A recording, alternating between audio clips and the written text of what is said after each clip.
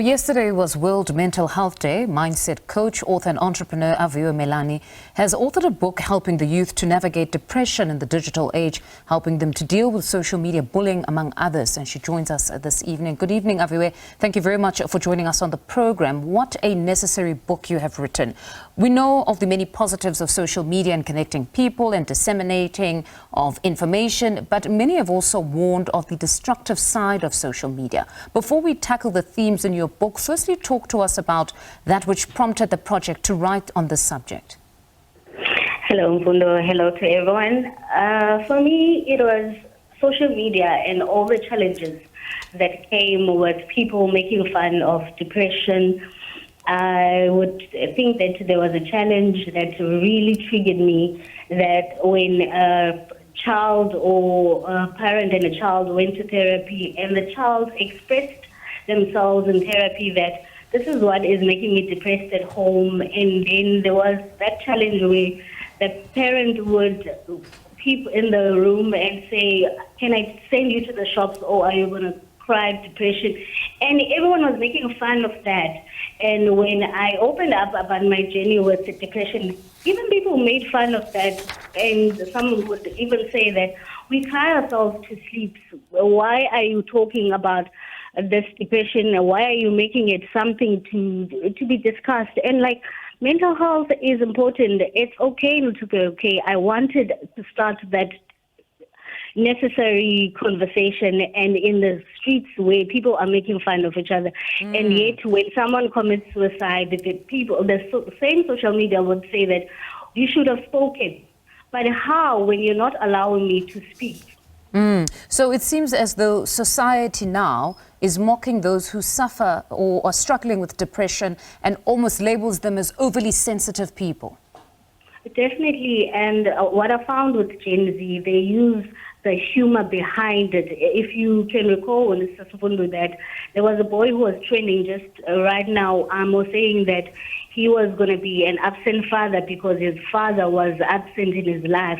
And people took that as Gen Z humor, and it's just fun, it's a challenge. Yet they forgot, they didn't even read between the lines that that was a cry for help. That was a childhood trauma that boy was suffering. That he was responding to. So the humor has become dark, but many people don't realize that this would be a trauma response in itself.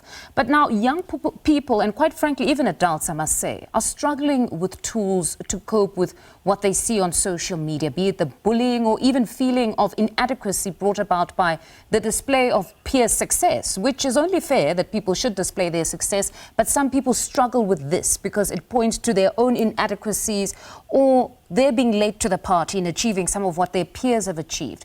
What do you in your book arm them with? I arm them with confidence. You know, the first thing that mental health plays on is your self-confidence, is your self-belief in everything that you...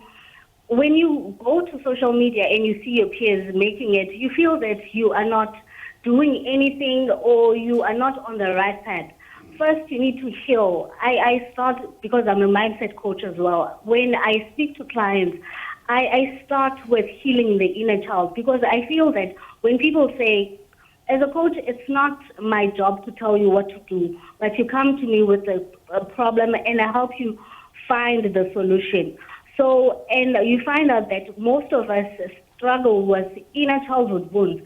So if you heal that, then I arm you with self-confidence, overly understanding that, like the fingers, we are not equal. Sometimes other people make it in life first and then others will come last. But it's okay to do things at your own pace.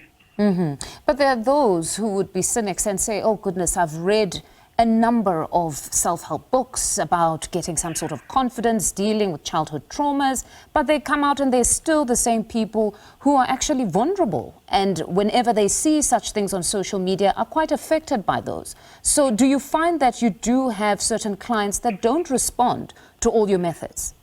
Definitely. I spoke about this in another interview, that there are people who have a stricter mindset, which is whatever...